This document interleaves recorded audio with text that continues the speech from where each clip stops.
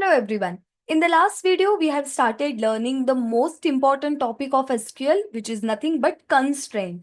And we already have seen the three different types of constraint: primary key constraint, not null constraint, and unique constraint. We have seen all the rules also and the use cases as well. In the description of that video, I have given the notes. You can go through it, you can revise it. Plus, I have given the interview questions answers as well, so you can practice with them. In this video, we are going to understand next two types of constraint, check and default constraint. Okay, so let's understand. To explain these concepts, I'm going to use the workbench. So you must have already downloaded and installed the workbench. So open the workbench. We already have created coders database, right? So the same database we are going to use. See, if you want to switch to some other database, let's say you want to use the company database, just double click on this. Whichever the database name is in bold, that database is under use. Okay. If I double click on coders, it is under use. If I double click on some other database, that database will be under use. See, if I double click on demo is under use. So if you want to create new database or if you want to delete this coders database, how to delete? Just write drop. It is a database, right? So database coders, drop database coders. So I have deleted that coders database. Now let's start from scratch. Okay. So I'll just write create table. Table name is coders. Sorry, create database we will create first. Database name we are going to give as a coders. Okay. So database is ready. Let's refresh it. Yeah, coders is done. So you no need to write use coders. That command is not required. Shortcut is there when we are working this client. You just click on this, double click on this coders. Once you double click on this coder, see it is in bold. Means your coder schema is under use. So after this, whatever the table creation queries you will write, all the tables will be created under coders only. Okay, so just double click and you can switch the database. See, now company is under use, now coders is under use. So you no need to write use database name. So I'll just write show tables. So which database is under use? Coders. So if you write show tables, it will show all the tables which are present inside coders. So we don't have any table as of now. Let's create it. So I will create one table with the name employee.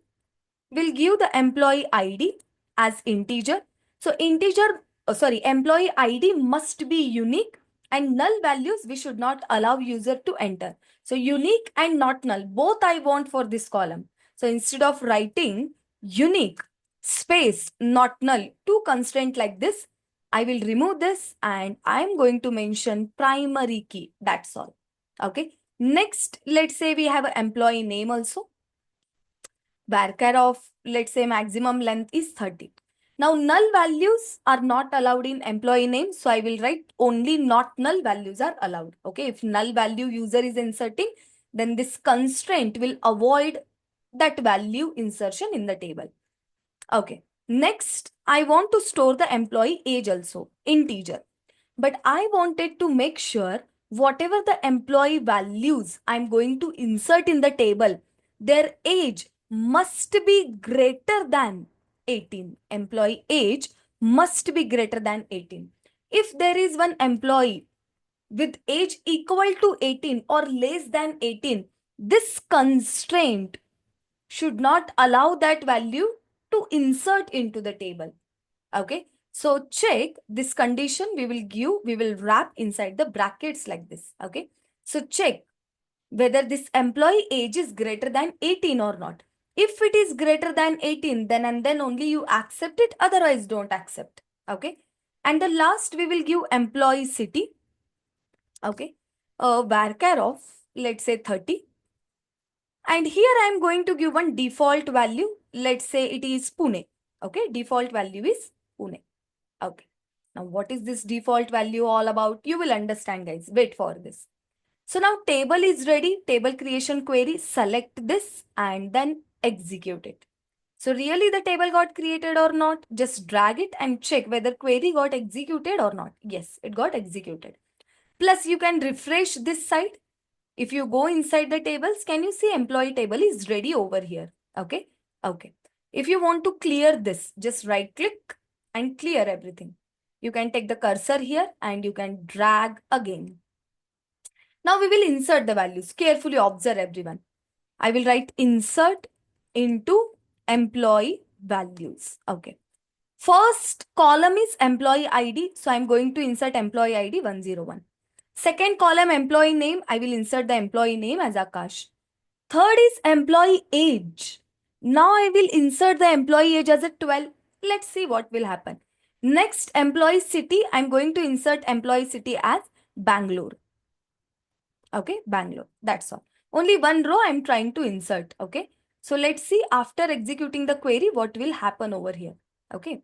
So I'm going to select this part and let's click on execute. Okay. See here what happened. Check constraint. See, your check constraint is checking the age. What age you have given? 12. So is it 12 greater than 18? No. So because of this check constraint, this 12 won't be inserted into your table, guys. Okay. So the employees who are greater than 18, only those employee records will be saved into your table. Otherwise, it won't be allowed. So now we will give the age as, let's say 18. 18 is also not allowed because 18 is not greater than 18. So I will give 19. Okay. Now I'm going to select this and execute it. Can you see the row got inserted? Really? Let's check. On the next line, I will write select all the columns, all the rows from employee table. Can you see? We got all the columns and all the rows. Okay. Now check constraint we understood how to give the condition. What about the default? So now let's say while inserting the record, we haven't mentioned any city. Then by default, Pune city will be given to that record. What I mean is, see, if I insert the value like this, insert into employee, I don't want to insert the city of employee. I want to just insert the employee name. Sorry, first employee ID. See the sequence, guys. Employee ID. Next employee name. Next employee age I want to insert. Okay. What are the values? Values are for employee ID 102.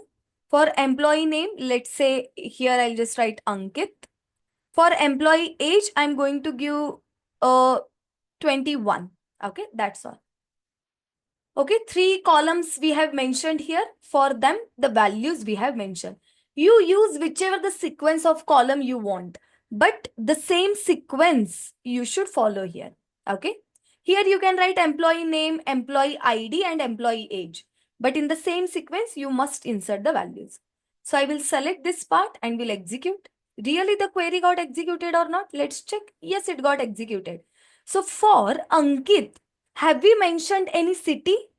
No. So the default city of Ankit will be Pune. Really? Let's check it. Select everything from employee table. Now can you see the city of Ankit? It is Pune. So let's say user is not mentioning the city, guys. The default city for user will be Pune. So like this, we have check and default constraint. Now, in the interviews, if they are asking you what is the use case of check constraint, default constraint, I hope with the help of these simple examples, you can explain. So in the description, again, I have given all the notes about check and default constraint, plus interview question answers, which you might face into the interviews. So practice with it. In the next video, we will discuss about the last type of constraint, which is nothing but primary key and foreign key constraint. So this is all about this video, guys. Thank you, everyone. We'll meet in the next video. Take care, all of you, and have a good day to all.